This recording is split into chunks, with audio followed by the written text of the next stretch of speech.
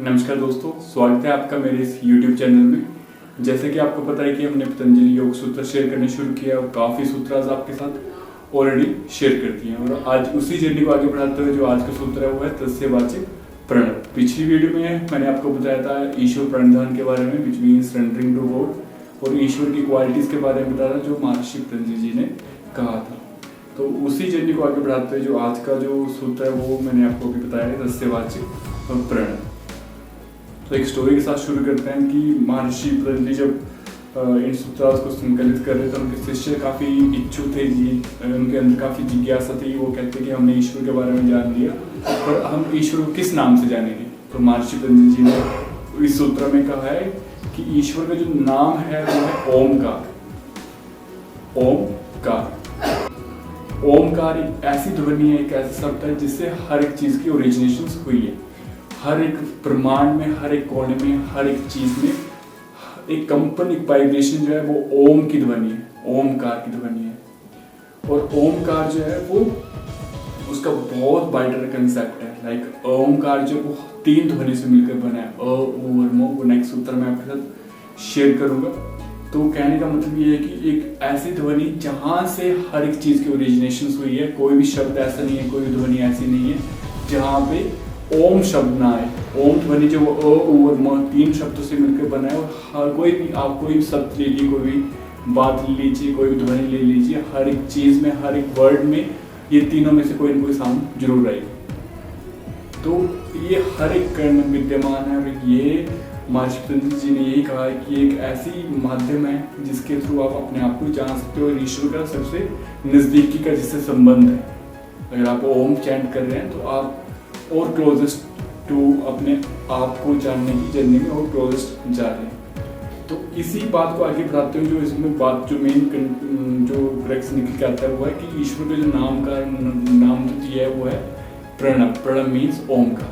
Next जो बात करी है उसमें नेक्स्ट सूत्र में जो बात करी महर्षि पतंजलि जी ने, उसमें कहा है कि अगर आप ओम चैंट करते हैं, ओम की ध्वनि का उच्चारण करते हैं, और उस जाप को करने से पहले आपको ओम के बारे में पता होना चाहिए। अब आप एग्जांपल से समझिए कि अगर आप कोई क्वेश्चन पढ़ रहे हैं या कुछ स्टडी कर रहे हैं, तो जब तक आपको अगर उस कंटेंट का हर एक कंसेप्ट जब क्लियर नहीं है, तो वो एक आपको आप ऊपर से पढ़ रहे हो, रट्टाफिकेशन है, वो एक बहुत शॉर्ट टर्म के लिए आपको 2 दिन याद रहेगा, 3 दिन याद रहेगा, पर लॉन्ग टर्म आपको उस चीज़ की कोई बेनिफिट नहीं है क्योंकि आपके उसको अर्थ को नहीं समझा। तो सेम एज इसी कंटेक्स्ट में ये भी इन्होंने भी इस सूत्र में कहा है कि अगर आपको ओम चैंट कर रहे हैं तो उसका अर्थ के बारे में पता होना चाहिए। तो उन्होंने कहा कि ओम की जो ध्वनि है वो 3 शब्दों से मिलकर बना है, अ, उ और म, जो मैंने अभी भी आपको कहा है।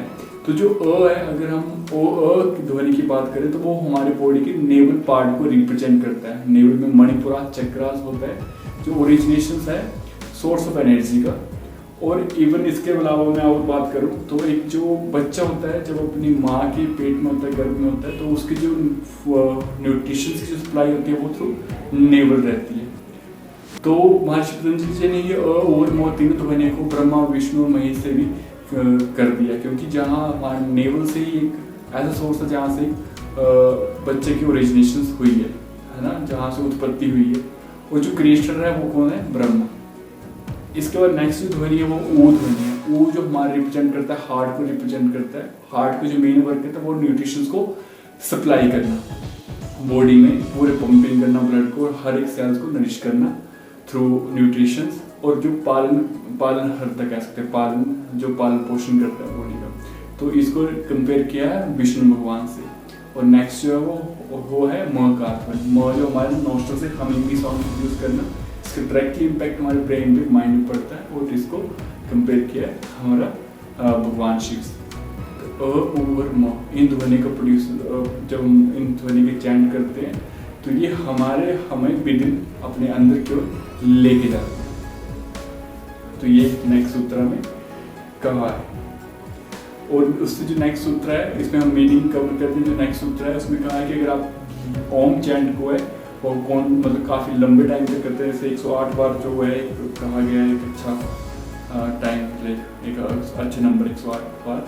तो अगर आप 108 बार या जब जाप कॉन्टिन्यूसली करते हैं तो इससे क्या इम्पैक्ट पड़ता है आप पे और आपके ब्रेन पे, मेंटल लेवल पे। तो उन्होंने कहा कि जो बिगिन है, बिगिन मीन्स ऑब्स्टेकल्स, या फिर आप योग की जर्नी आपने शुरू की, आप जर्नी में एक पाथ में चल रहे हैं और रास्ते में जो भी रुकावटें आएगी मेंटल लेवल, फिजिकल लेवल पे, वो सब डिस्ट्रॉय हो जाएगी, सब दूर होती जाएगी। आप एक अपनी रियल लाइफ में देखिएगा कि आपने कोई गोल डिसाइड किया, आप कहीं कुछ करना चाह रहे हैं और रास्ते में कई तरह की रुकावटें आती हैं। सेम एज इन्होंने कहा है मार्शल, जब आप ओम चैंट करते हैं तो आप में इतनी कैपेबिलिटी है, वो इतना आप कैपेबल रहते हैं कि वो सब चीज़ें खुद ब खुद दूर होने शुरू होती है, जो भी ऑब्स्टेकल्स लाइफ में, जो भी पाथ में आ रहे हैं। तो ये कहा उन्होंने इस सूत्राज में। और इसके अलावा आपका जो मन है वो बाहर, जो हमारी इंद्रिय बाहर की सेंसर जो बाहर की वृत्तियों के साथ जो बंधी हुई है ना, और उसके अकॉर्डिंग जो हम अपने आप को डायरेक्ट कर रहे हैं, अपने आप को मैनिपुलेट कर रहे हैं एक वृत्तियों के बाहर की चीज़ों के प्रति, वो कम होने शुरू होकर हम अपने आप के ओर जानने शुरू कर देते हैं कि ये हमारे लिए ठीक है नहीं है। हमारा सेल्फ कंट्रोल जो है वो बढ़ जाता है।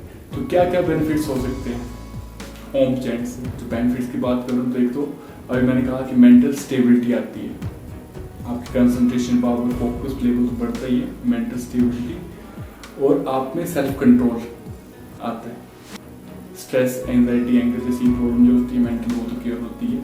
प्लस आपके सोशल रिलेशन भी अच्छे होने शुरू होते हैं, क्योंकि आप खुद को जान रहे हैं, आप में जो एरोगेंस है, अहंकार की जो एक व्यक्ति में गुण होता है, वो कम होने शुरू हो जाते हैं, कम हो जाता है। जब व्यक्ति में ईगो नहीं है तो उसके रिलेशन तो ऑब्वियसली अच्छे होंगे।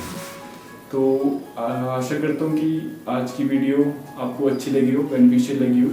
तो इसी के साथ आज की वीडियो यहीं एंड करते हैं।